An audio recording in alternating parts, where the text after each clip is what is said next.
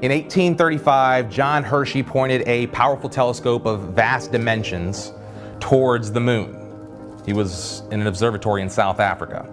He claimed to see giant man bats collecting fruit and holding animated conversations, goat-like creatures with blue skin and a temple made of polished sapphire.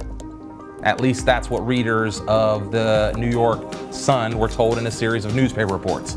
Those reports increased their subscription from 8,000 to over 19,000 subscribers in the course of, in a day, a couple days, right? So they took over at that time the Times of London to become the world's best-selling daily newspaper. It was all a fraud, obviously. It was just intended to drive subscriptions. At the time, the New York Sun was the first newspaper, first media company, if you will, whose business model revolved primarily around advertising.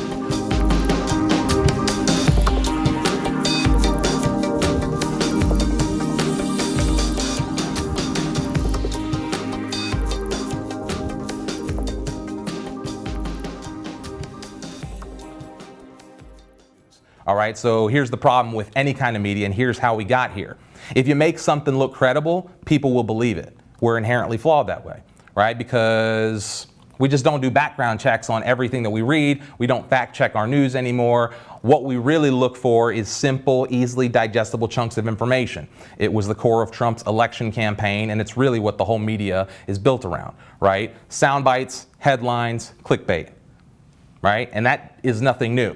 That goes all the way back to the advent of mass media, right? So in the 1600s, you have newspapers, they start running ads. As we talked about in our opening stories, in 1830s, you have the first ad-driven model funding mass media. 1895, radio's born. 1920, TV hits the scenes. In the 1930s, soap operas are invented. Soap operas were invented to create an environment with which to sell housewives consumer-driven products.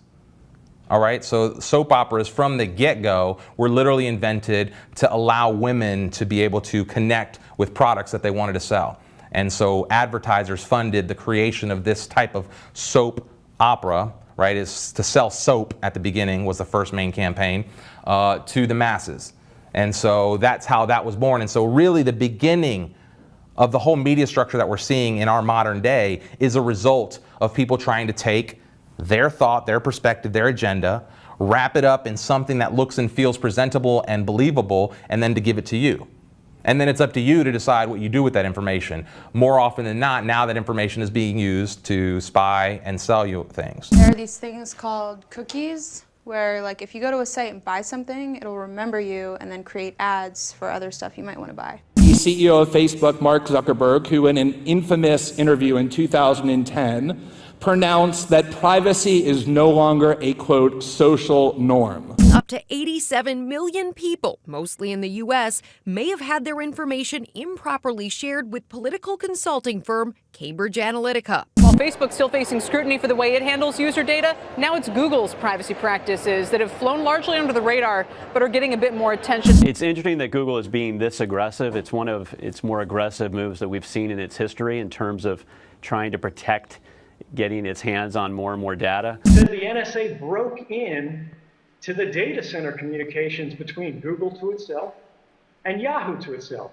$249.99. Amazon will sell you a bundle that includes a smart lock and camera. The delivery person will be able to unlock your door, drop off the package, relock the door, and be on their way.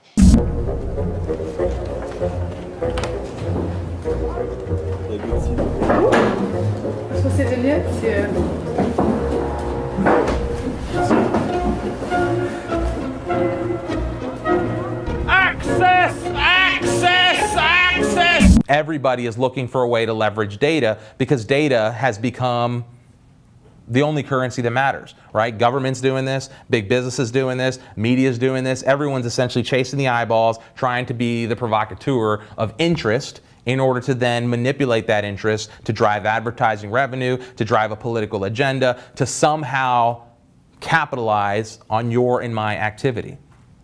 Right? Social media was supposed to be this beautiful thing. The internet was supposed to be this beautiful thing that allowed us to interconnect with each other, that allowed us to communicate with each other, and it has done all of those things.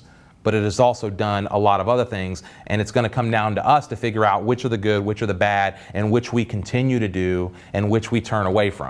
It is true that as human beings we're social animals, which means we have a need for other people to know what we're doing and saying and thinking, which is why we voluntarily publish information about ourselves online. But equally essential to what it means to be a free and fulfilled human being is to have a place that we can go and be free of the judgmental eyes of other people.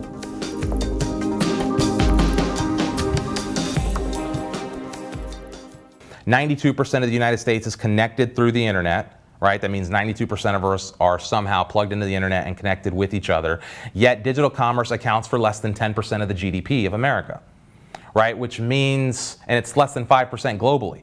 So we haven't figured out how to do business online yet. We've just figured out how to make a lot of noise with this social media.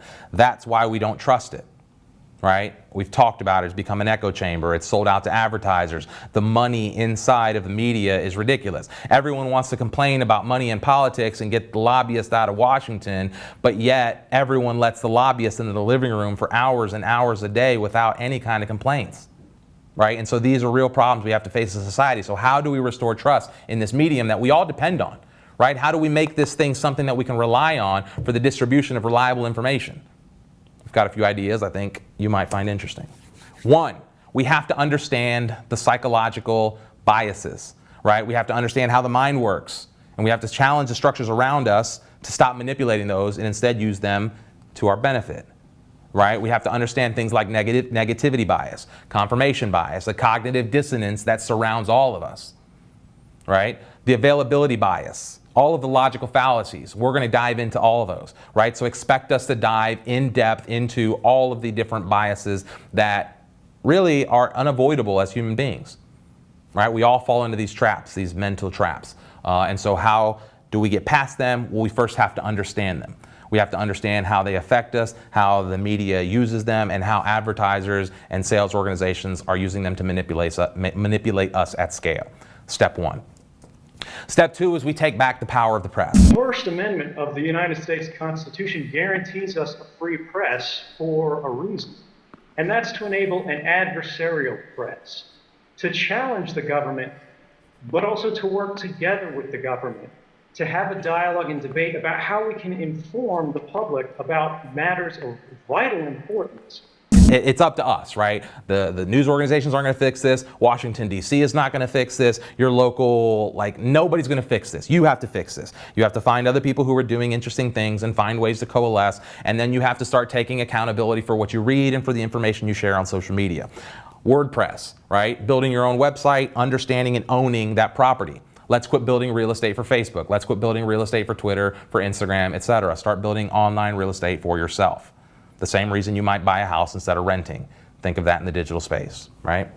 Localized content collaborations, audience-supported content, right? So at some point, we're going to ask you to start supporting this production effort, right? That's because we need funding outside of advertisers in order to maintain our ability to keep doing this stuff, right? We're going to do that in creative ways. Hopefully we'll provide value, and otherwise maybe you guys won't do it, right? And so that becomes incumbent on us to generate enough value to make it worthwhile asking you guys to support the audience, right? You're seeing lots of models, Patreon, etc. You're seeing lots of podcasters build models where the audience supports them. You're going to see that grow and grow as we start to restore trust in media. That's going to be one of the biggest pieces. We talked about the intellectual dark web. If you're not listening to Joe Rogan, Sam Harris, Ben Shapiro, Jordan Peterson, Dave Demmett, some of these guys that are on the internet right now, prolific, exploring ideas under the guise of terrorists, or what I see, Sam Harris is now on the Southern Poverty Law Center's list of hate groups because of the ideas that they're exploring on radical Islam and the what's going on in the Middle East right now. We've been attacked as racist. Lots of people are being attacked as racist. They're being deplatformed and discredited. That's why it's important for us to understand and truly communicate past the headlines, right? Because we need to understand that these issues are not going to be faced or fixed in short little clips, headlines, news bits, etc. They're going to take real depth. They're going to take sitting down, working together as a community. That's phase two. Phase 3 is we start to build the alternatives. I mentioned one already. Patreon is an existing platform. Steemit is a blockchain-based solution, right, that is starting to reward people with a cryptocurrency based on their contributions inside of the network. We're building a platform called Radio, ray.do, if you want to go check that out online. It's all about creating, again, digital distribution tools that replicate the infrastructure that already exists online, but that shifts some of the incentive structures in media to reward the creators of the content as opposed to the publishers and the advertisers around that content, right? So that becomes step 3 as we build alternatives to what exists already. Step 4 is we have to understand the new technology that's coming out all around us, right? Look at the blockchain. Look at what Bitcoin is doing. You have to understand this. You cannot disregard Bitcoin as just some trivial nonsense currency. The blockchain is a fundamental technology. It is as important to information distribution as the internet was to information. Actually, people are calling it the internet of money. Right? And so this has nothing to do with whether or not Bitcoin survives as a currency and everything to do with the technology that's powering it. Right? So I would encourage you to learn it, to understand it, dive deeper than what the headlines are giving you. Artificial intelligence. Right? Don't go crazy worrying about what the singularity is, but you should understand that artificial intelligence and automation is coming for everything. Right? If you don't think it's coming for your industry, you're sadly mistaken. Start to understand that. Decentralization. We're seeing it everywhere. Right? This is a good thing. Decentralization is a good thing at a certain level. This is why big businesses are having trouble keeping up with digital startups. This is why small groups of people all around the world are able to compete with Fortune 500 companies with thousands of employees, right? So you have to see a small team competing with big teams because decentralization, they're moving quicker, less decision making, right? Less friction for decision making. So, 5, we all have to become journalists. We mentioned this at the beginning. We have to take responsibility for the information that we share, for the information that we take in, and for the information that we give to others as credible sources of fact, right? There's a difference between opinion and fact. And we have to be able to have rational discussions, right? Which takes us into the last one. We have to defend our right to speak freely at whatever cost it may be. We must be able to defend our ability to just say dumb shit, right? Things you don't agree with, things that are hard to think about, because in order for us to truly dissect an idea properly, you have to risk being offended. You have to risk the ability that you're going to say something that somebody might not like. It's the only way we can actually finally get to something that everyone might like, or that we may at least be able to move past as a society. Because this idea that we just castigate and dismiss anybody who we disagree with is very dangerous, right? It creates environments where you get authoritarian type tyrannical leaders. So if we don't figure out, again, how to come together as a society and start using these things to our good to fight these problems, we're going to get overrun by the people who do, or by another society who figures it out. And restoring trust in media, bringing it back to the focus of this video, is important for us to somehow figure out, how do we communicate with each other? How do we build these networks of trust as opposed to just noise-making engines? Because we figured out how to make noise. We're really good at it.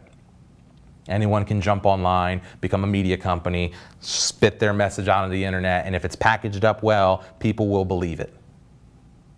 But how do you take that one step further? How do you build credibility inside of that? And how do you do it in a way that other people can jump in and it doesn't become just another exclusive network? And those are the problems we're trying to solve.